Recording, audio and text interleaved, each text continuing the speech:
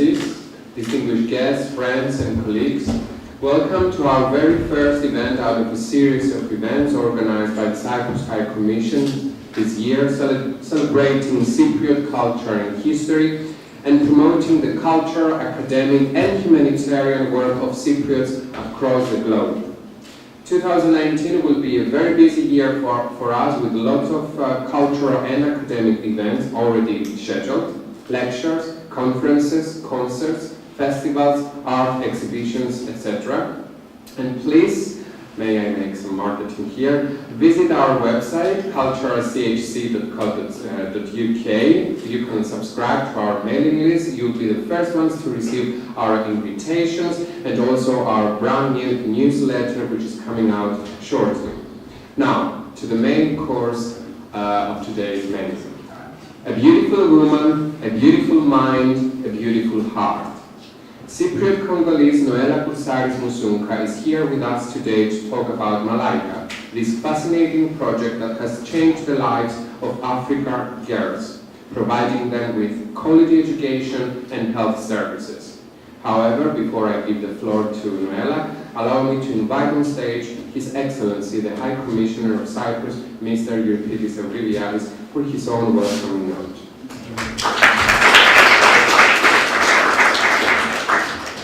Thank you, Marius, and a warm welcome to each and every one of you here, what we call the Cyprus home, as opposed to the Cyprus house, because the house is a building. Home is home with the warmth that any home has, and it's a great pleasure because I know that next to health and family, the most precious time that people have, the most precious commodity that people have is their time. So when they take away from their life, part of their life, to come to attend an event like this, we doubly thank you for that. I want to pay tribute to the distinguished High Commissioner of Zambia for taking time from his very, very hectic schedule to be here with us, or our colleague from Ghana, and if I'm forgetting anyone from my colleagues as well, 1,001 apologies, and of course to each and every one of you for coming here. We are especially proud, as Marius has said, to introduce to you this evening Ms. Νοέλα Κουρσάρης-Μουσούνκα, who will present to us her fascinating humanitarian project, Malaika. Νοέλα was born in the Democratic Republic of Congo to a Congolese mother and a Cypriot father. The father comes from Athieno. And Athieno today, if I can, for those of you that don't follow Twitter, it's about time to start following Twitter. Okay, and today Athieno actually managed to put lukumi, the lukumi that we offer during weddings, into the UNESCO National Intangible Cultural Heritage List. Wow. Which is something good that we did not expect it, but it happened. So, I say that in order to say the wealth that we also have in Cyprus as well, that we should all be treasuring each other's tangible and intangible wealth, because this is what makes us as human beings, and this is what would unite us as human beings. Following the passing of her father, when she was 5, with her mother lacking the resources to look after her, Νοέλα was sent to live in relatives in Europe. She benefited from a good education, and has always been aware that many children back in Africa are not so fortunate. Νοέλα followed a successful modeling career, which has seen her featuring in high-profile fashion shows and editorials, the likes of Vogue and Vanity Fair. Her passion for human rights and her determination to improve the lives of Africa's youth has made her truly an international advocate for their welfare. In 2007, she founded Malaika alongside a team of pro bono professionals. 10 years later, she becomes an ambassador for the Global Fund to fight AIDS, tuberculosis, and malaria, joining the significant struggle of other celebrities, such as Bono and Charlize Theron, to raise awareness and draw attention to the need to invest in health and education. Νοέλα Noela's work with Malaika and the Global Fund has made her one of the most sought after speakers around the world on the issues of health and education. She has been interviewed on CNN, and she has spoken at countless venues, including the World Economic Forum in Davos, taking place right now, as a matter of fact, the WISE Summit, the Global Citizens Forum, UNICEF, as well as the Clinton Global Initiative panels. In 2016, Noela was named one of LA magazine's, ELLE, Incredibles, and in 2017, one of BBC's 100 most influential and inspirational women. Dear friends, dear colleagues, this evening we take big pride, Noela, to showcase to you, to bring you, Noela, a child of our own. Anybody that has Cypriot blood, we claim that. As simple as that. Irrespective of anything. No, because, you know. So it's a great pleasure to have you. I want to pay tribute for the significant and meaningful accomplishments that you have done.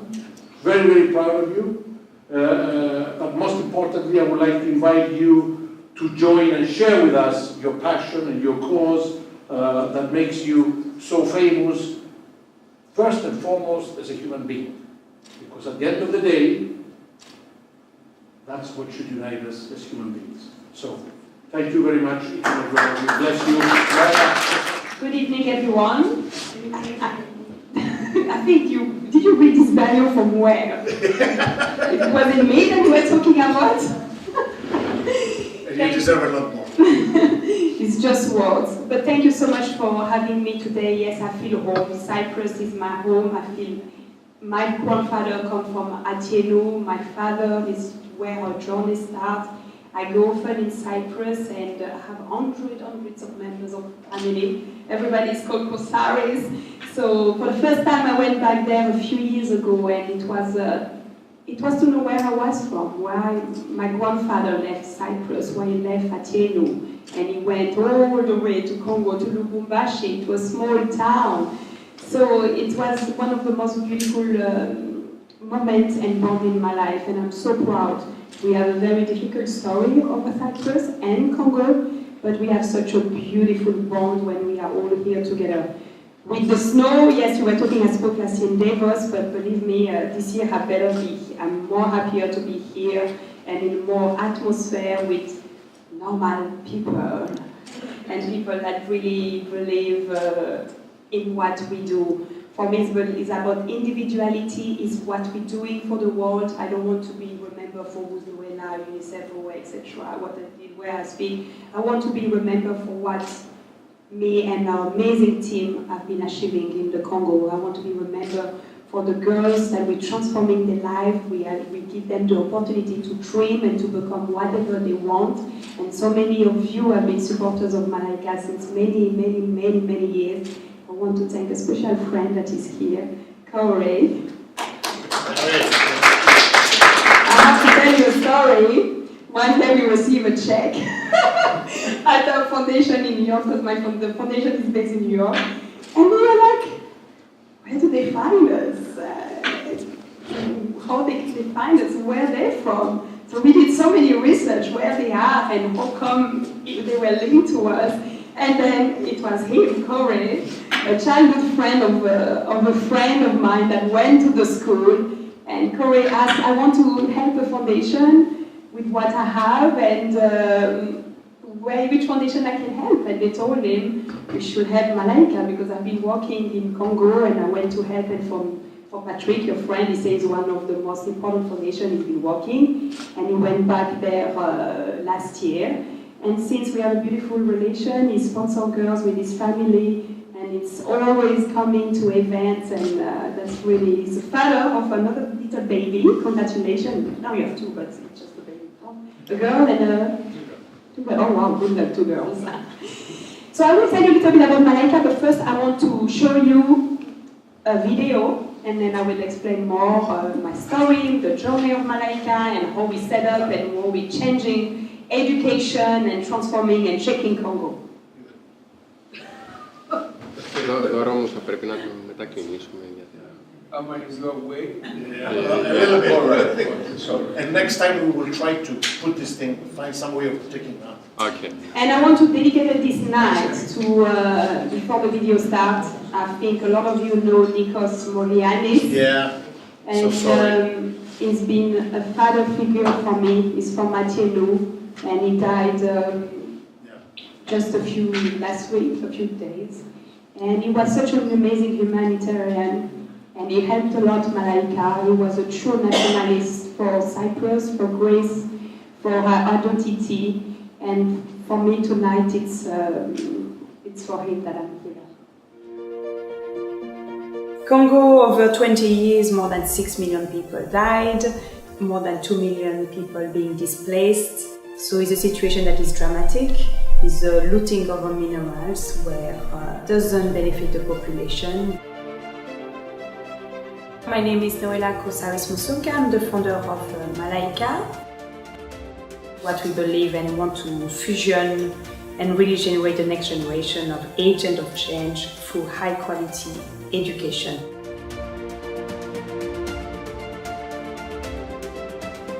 Students enter at 5 years old until 18 years old, and we offering them a holistic curriculum when they have music, art, STEM programs, sports, they learn English. We have the school, and then 600 meters of the school we build a community center with FIFA. We teach entrepreneurship, leadership, sewing classes, we teach the community different ages how to read, write. This prototype of village that we're developing can be done elsewhere. And what is amazing about Malaika is we are all volunteers. One of the highlights of Malaika is of course Eve, my dear friend and a sister. She contacts us and she says, I love to see positive stories and girls with a smile, how can I help you guys? She came to Congo, and since she's been an advocate, a fundraiser, and she's been very attached to the causes. It's beautiful to see her so involved as an ambassador. We all have a voice, and it's great to see all over the world the young people taking a big voice, big steps on what change they want to see in the world, and this is the time where they have to shine.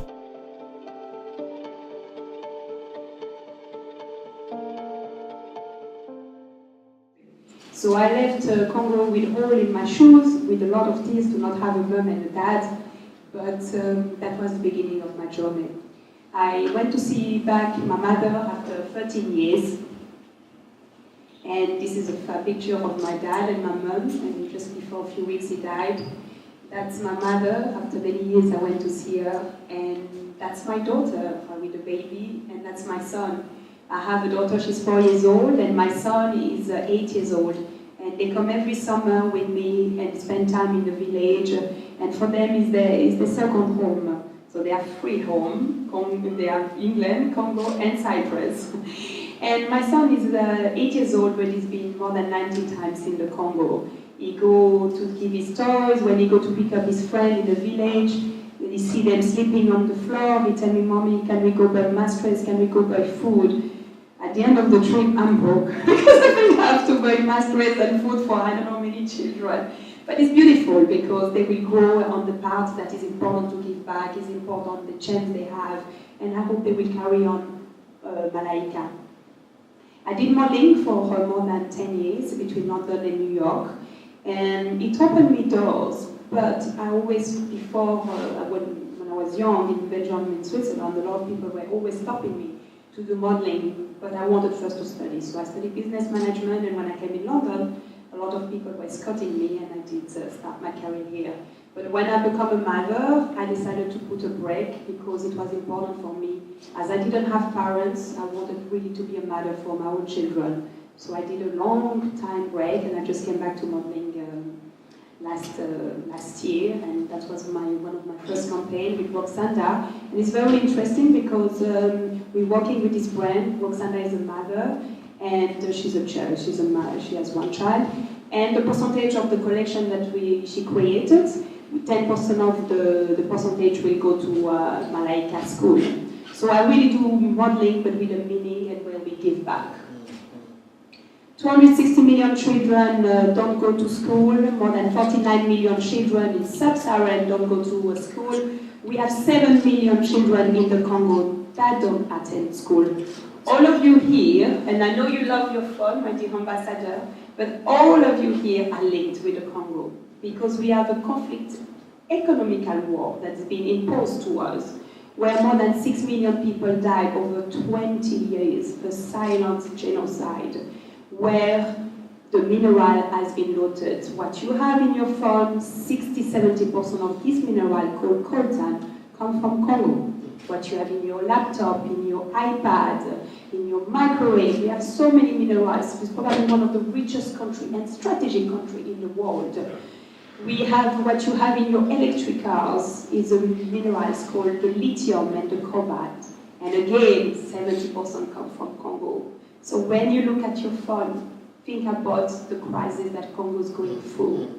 We just have a new elected president, and we all hope, us as individuals, we will really ask that we need to have a stop to these burning villages, of this looting of minerals, but we need to build education. And that's my belief, that education from a young age, and that's the reason we created Malaika. The biggest resources are not the mineral.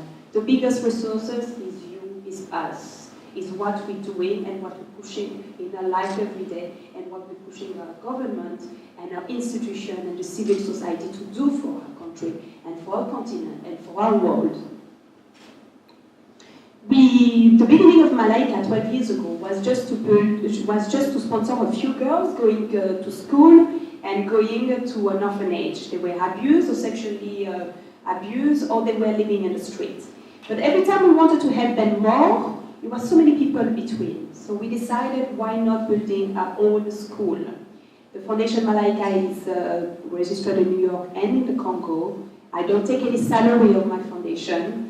But when we decided to build the school, we went to see so many villages in the Congo, and this specific village called Kalebuka really wanted and needed a school. It's all a community-driven project where we listen to the community what they need. It's not someone from London or myself or from New York coming to impose them a program. It was to listen what is the need, how they see the vision of the whole village, their identity. And we decided to build a school. We started only with 3 classrooms. 104 students. They arrive at 5 years old until 18 years old. And from 104 girls, now we have 340. From learners to leaders. In the village where there is no water, no electricity. Before we start to build the school, you needed to build a well in order to make the bricks. When we built the well, we had more than 200-300 people coming every day to get the water. We were thinking, where are they gonna go have water when we're gonna close the school? So it's the reason we decided to build wells all around the village. We built more than 17 wells in the village that impact 30,000 people a year. We built a community center with FIFA at 600 meters of the school. FIFA was a donor of the school, and they were so impressed with the school that they sent a team, and after the World Cup they decided to build 20 community centers all over Africa.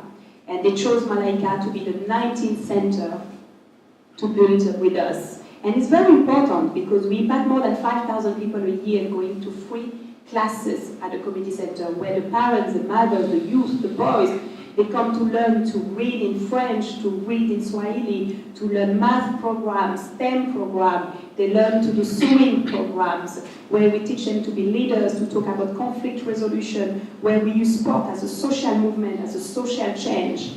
And we opened a student health center at a school. 2 years ago, we lost a girl called Miriam. She was 6 years old, same age as my son at this time.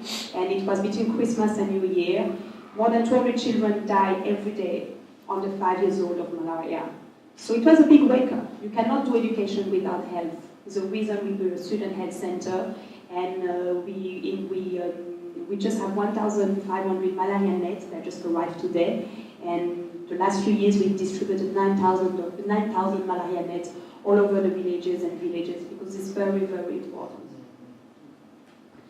We teach them and they teach us. It's all about holistic education, music, art, IT classes, a teacher from Harvard and Northeastern University doing Skype lessons with a student, Professor Jonathan went to our school and now he put the level of a student, a second primary student, is at the same level as a second secondary student in America.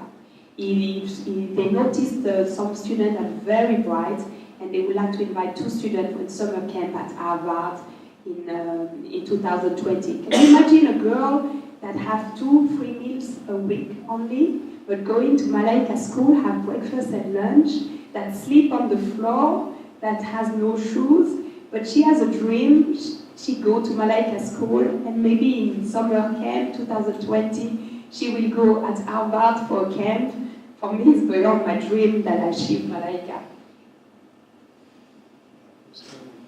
The 6th primary have to pass a national test every year, and our students, every year they pass the test of the national test. So we have the Minister of Education that came last year, and they say, what is the success of Malaika?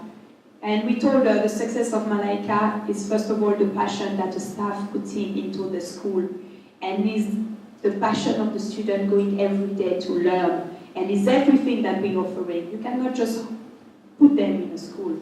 You have to offer them a beautiful environment where they are stimulated to go to learn, where they have the art, where they have the music, where they have the sport, and that's what we're offering. Where my son go to school in England, that's the school I wanted to offer this girl in the village to go to the same kind of standards.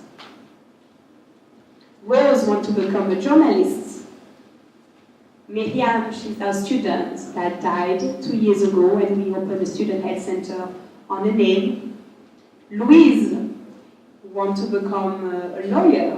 When you look at her when she arrived, how skinny her skin was, and you look the evolution, because we're offering 2 meals a day. And through this nutrition program, we have 95% of attendance. And we feed to our staff, because you cannot have the student and feed the staff.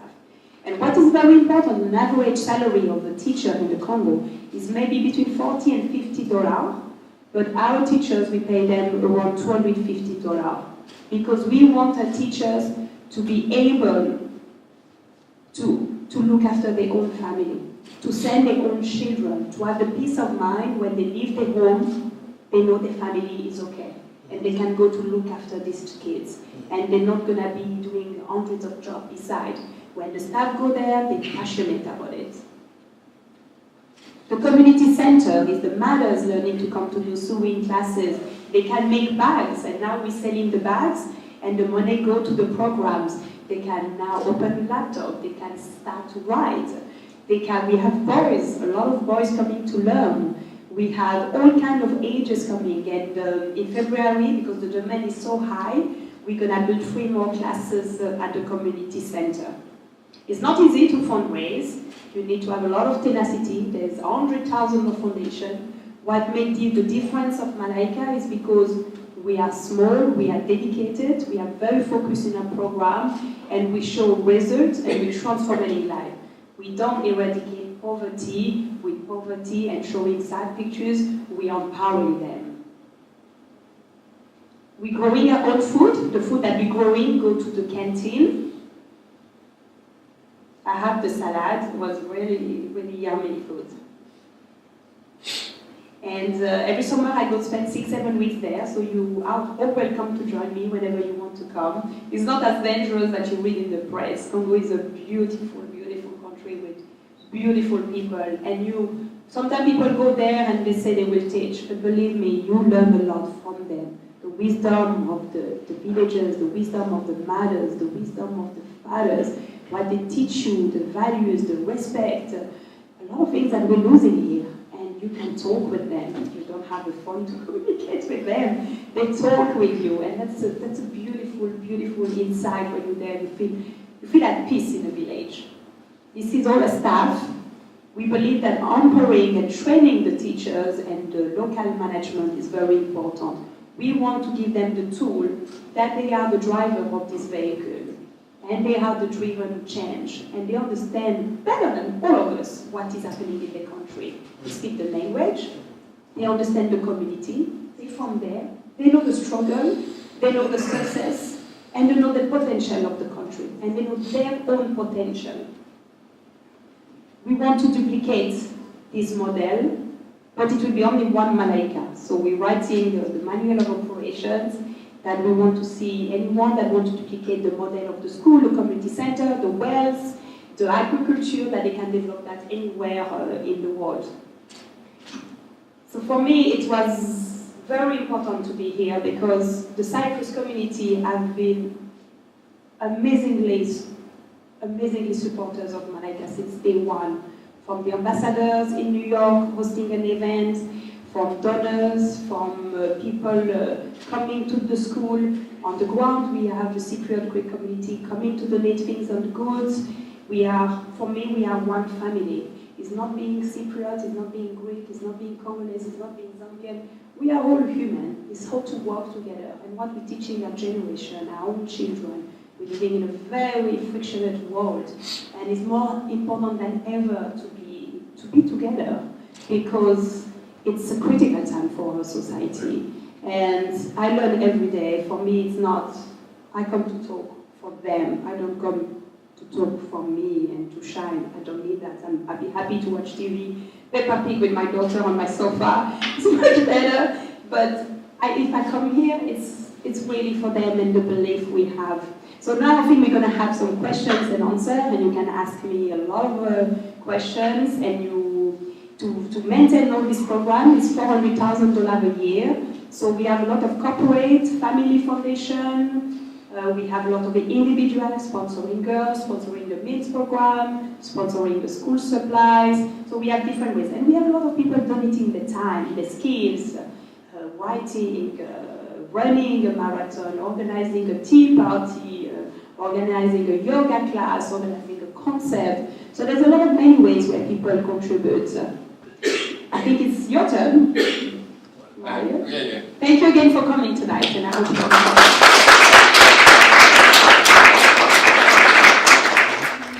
do you have mechanisms to support the girls after they complete their studies at the school? So they start at 5 years old until 18. The oldest one only 12. So in 4 years they will. We're preparing a plan that where they will study. We hope some of them will go to university, some of them will go technical school.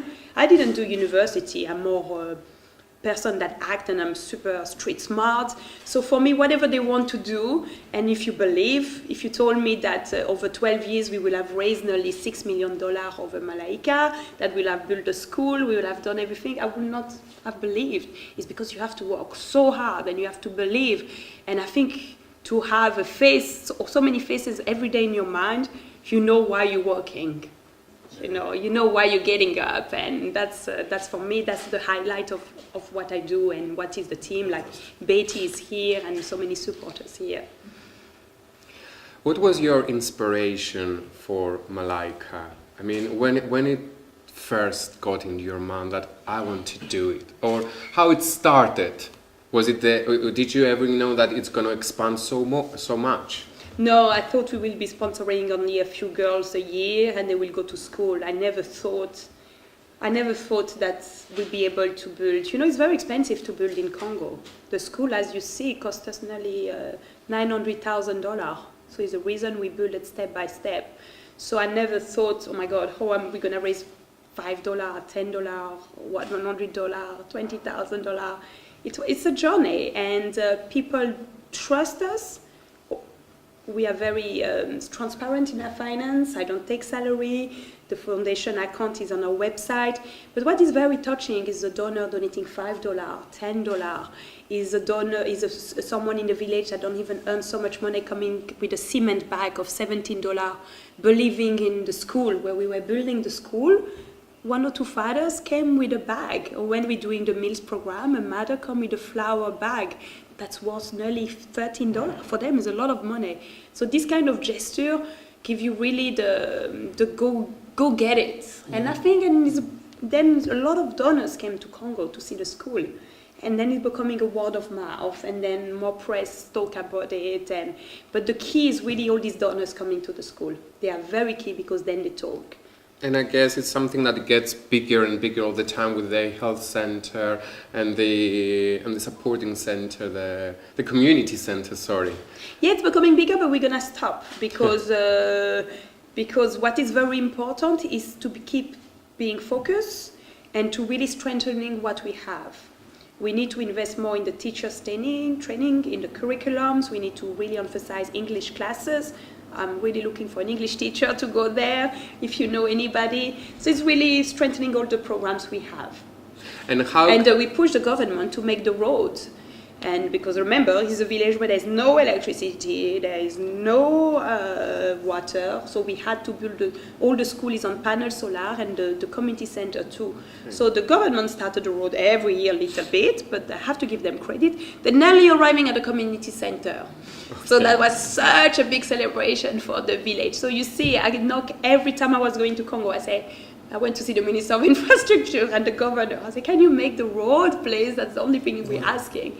And then the next step, I really want to bring electricity to the village and more hygiene and etc. Yeah. It's very good because, you know, we talk about Malaika, but for me, I go beyond Malaika. I believe in Africa, and I'm really lobbying into the NGO, international NGO, and government that electricity, water need to be, and hospital need to be built in villages. We need to invest in villages all over Africa. And that's what my role when I go somewhere, I talk on this behalf. Africa is a shiny place, and it brings attention to everyone want a piece of Africa. The Chinese, the Russia, the American, the Occidental, everybody. And we are us suffering from that. I think it's important Africans hold their own Africa.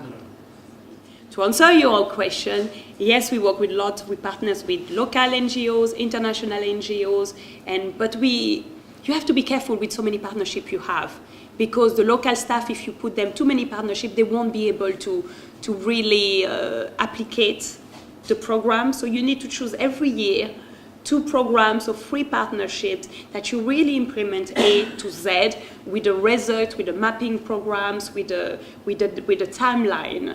Because if you do too many things, then you burn yourself and you burn your team. Because at the end of the day, you have every day to work and fundraise, and you have to teach these kids and etc. So the story has to be written by us. I do believe it's important to talk with government, but I believe it's important that first of all we have more women into government.